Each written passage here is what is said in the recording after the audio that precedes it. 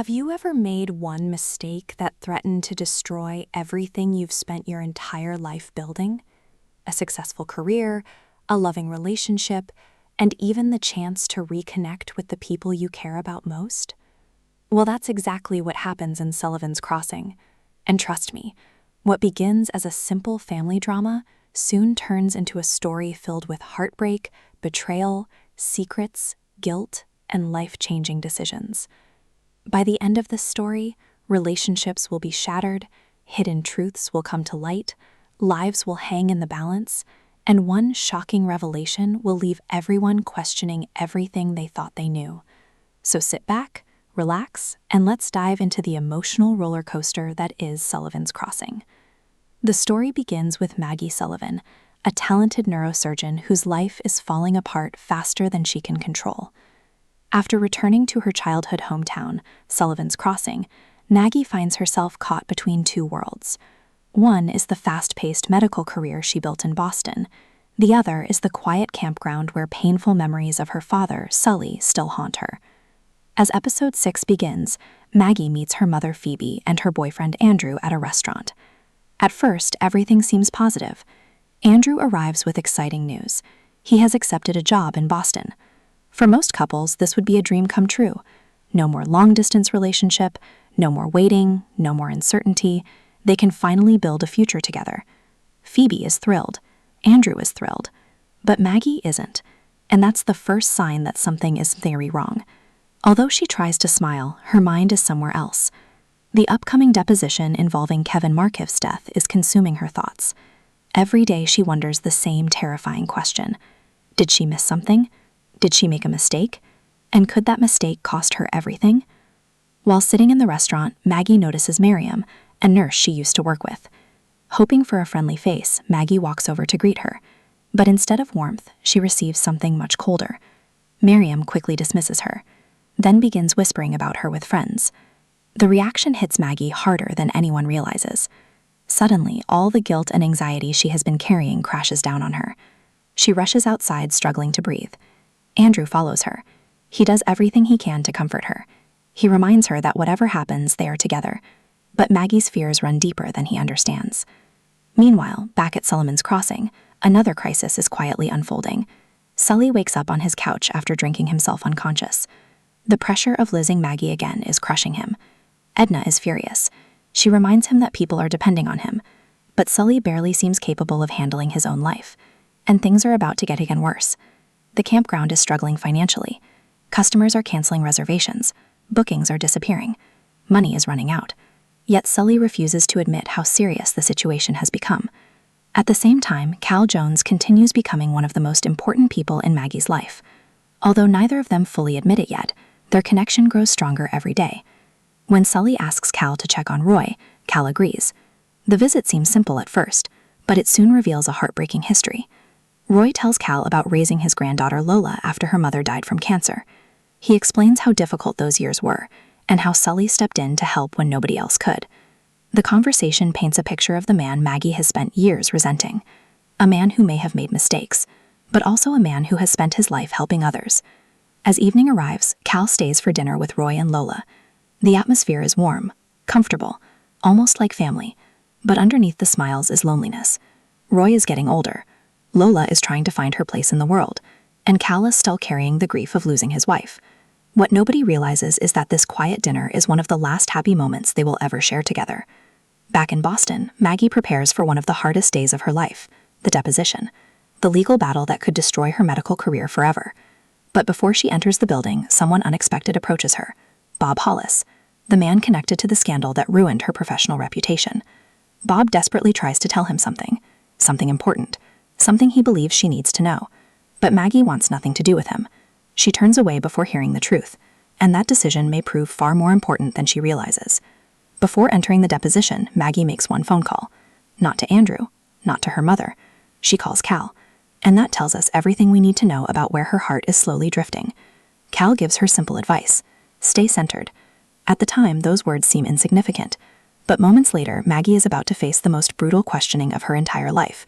And what happens next changes everything. The lawyers begin tearing apart every decision she made on the day Kevin Markiff died. Every action, every choice, every second. Then comes the devastating bombshell. Miriam has provided sworn testimony against her.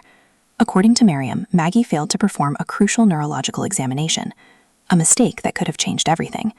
Suddenly, Maggie realizes she isn't just defending her actions, she is defending her entire identity. And this is only the beginning, because the worst is still yet to come.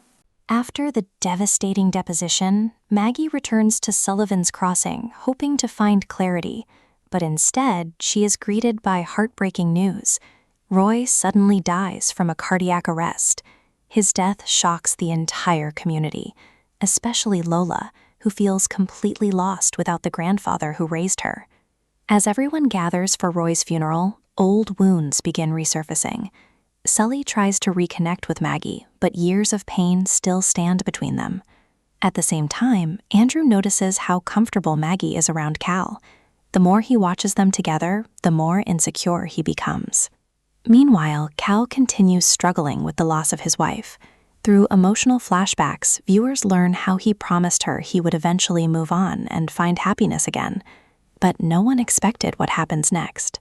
During a poker game at the local bar, Andrew's jealousy finally explodes. After losing money to Cal, Andrew publicly accuses him of trying to steal Maggie. Then he reveals a shocking secret. He admits that he secretly deleted Cal's messages from Maggie's phone. The room falls silent. Maggie is stunned. The man she trusted has violated her privacy. When Andrew demands to know whether she still loves him, Maggie cannot answer. That silence says everything. Furious and heartbroken, Andrew punches Cal and ends their relationship before leaving town. For Maggie, everything she thought was stable suddenly falls apart. After her breakup with Andrew, Maggie finds herself growing closer to Cal. For the first time in years, she feels truly understood. Cal helps her confront painful memories from her childhood, including the days she was separated from Sully. As they spend more time together, their connection becomes impossible to ignore. Eventually, their feelings lead to a passionate kiss, but Maggie immediately pulls away. She is confused, vulnerable, and unsure what she really wants. Meanwhile, Sully's problems continue growing. His debts are piling up, banks are sending final notices, and the future of Sullivan's Crossing is in serious danger. Then, disaster strikes. During a mountain climbing trip, Jackson falls from a cliff and suffers a severe head injury. With no emergency team nearby, Maggie must perform a risky life-saving procedure in the wilderness. One wrong move could kill him. The pressure is enormous. But Maggie succeeds. She saves Jackson's life. For the first time since Kevin Markiff's death, Maggie begins believing in herself again. Sully witnesses her courage and finally tells her how proud he is. Their relationship starts healing. But while one crisis ends, another is just beginning. A foreclosure notice arrives. Sully has only weeks left before he could lose everything. As the trial finally comes to an end, Maggie should feel relieved. After months of fear, anxiety, and self-doubt, she has managed to keep her medical license. The lawsuit that threatened to destroy her career is over. But instead of feeling victorious, Maggie feels more lost than ever. Throughout the season, Maggie has been running from her past. She convinced herself that success in Boston would fill the emptiness she carried inside. Yet, after returning to Sullivan's Crossing, she slowly realizes that her deepest wounds have nothing to do with medicine. They have everything to do with family. The trial changes Maggie in an important way. For years, she viewed patients through a clinical lens. She focused on diagnoses, procedures, and outcomes. But Kevin Markiff's death forces her to confront something she had forgotten. Every patient is a human being. Every patient has a family. Every patient matters beyond the operating room. This realization is why Maggie shocks everyone during the trial. Instead of fighting to protect herself at all costs, she is willing to accept responsibility. She is even prepared to lose her license if it helps Kevin's mother find peace. Ironically, that honesty is exactly what saves her. Mrs. Markiff finally sees genuine remorse in Maggie. She realizes that revenge will never bring her son back. What she truly wanted was acknowledgement of her pain. So she withdraws the case. Legally, Maggie wins. Emotionally, however, the story is far from over. Meanwhile, another mystery begins unfolding.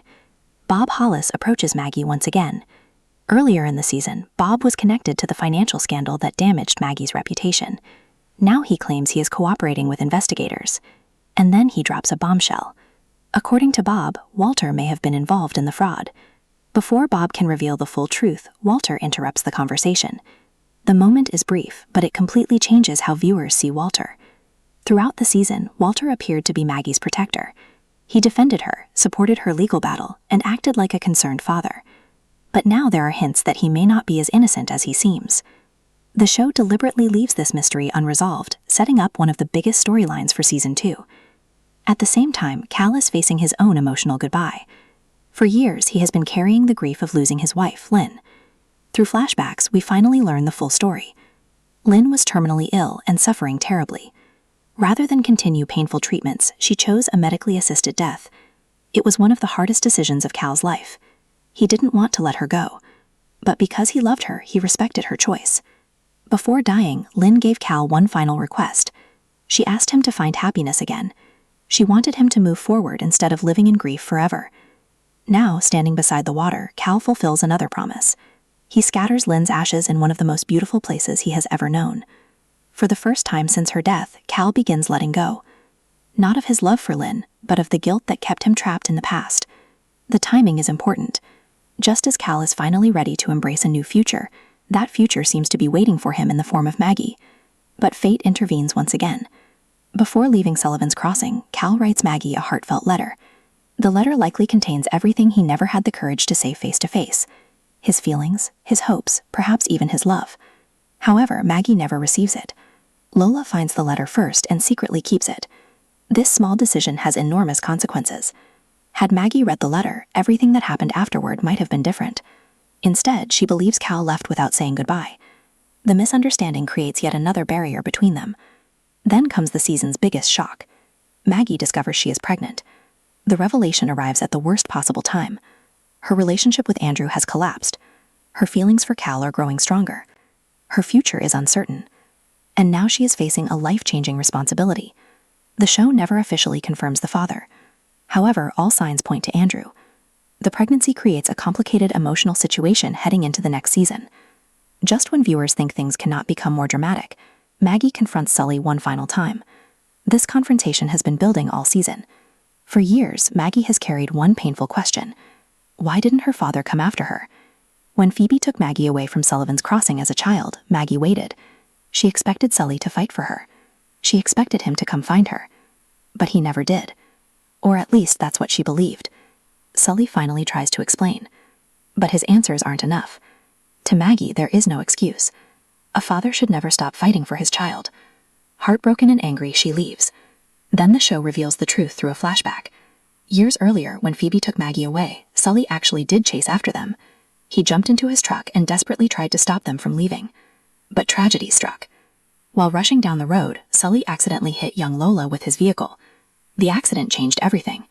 Instead of reaching Maggie, Sully was forced into an entirely different crisis. The guilt from that moment haunted him for years. Suddenly, viewers understand that the story was never as simple as Maggie believed. Sully didn't abandon her. He failed to reach her because of circumstances that spiraled beyond his control. Yet from Maggie's perspective, the result was exactly the same. She grew up feeling unwanted, and that emotional wound shaped her entire life. The season's final moments are devastating. Maggie drives away from Sullivan's Crossing once again, just like she did years earlier. The cycle seems destined to repeat itself. Inside the house, Sully looks through old photographs of his daughter. Memories flood back. The weight of regret becomes unbearable. Then he collapses.